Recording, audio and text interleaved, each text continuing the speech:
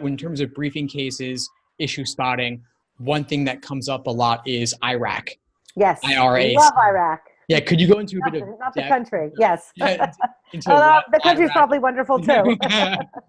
not as well into law school as well. IRAC, IRAC, for those who Right. aren't aware. Could you just give a brief rundown? What is that? Why is it useful? Sure. Okay. So let me again step back because what you're going to do when you're in law school, and I won't forget your question, but plan on the first month of law school being about mastering how to spot issues, how to really brief cases.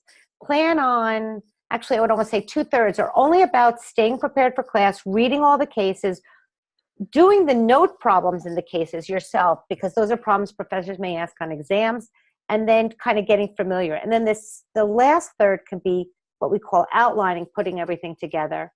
And then you're going to take your exams. So where IRAC comes in is when you're taking an exam or working on your memorandums of law, which every first year law student has to do. IRAC is issue, rule, analysis, conclusion. So if we go back to whether Muffy is a dangerous instrument, the issue would be, is Muffy a dangerous instrument, right? The rule would be the rule that I told you before, which is a dangerous instrument is something that's used in a dangerous way. The analysis, which is where you get the most points on the exam, is figuring out how the facts of my hypothetical of Muffy being fiercely loyal, but also being 12 years old, being someone I just took for a walk and not intending to hurt anybody, how do those compare to other cases that interpret dangerous instruments? So that's the A. And then your conclusion is the yes/no answer to your issue of whether Muffy is a dangerous instrument.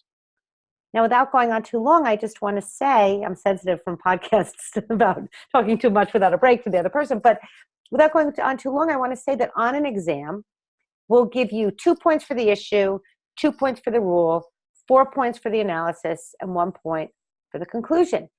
I'll give you 2 points for the conclusion, making for 10 points. If you miss the analysis, you only get a 60%.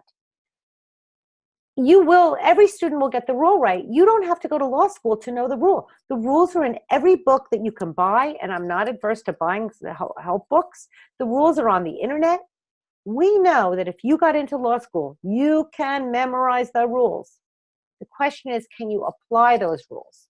And that's the analysis. And that comes from understanding that in law school, we're asking you to learn to think differently. Gotcha. So the analysis is definitely the key part of that. It has the plurality of the point value there.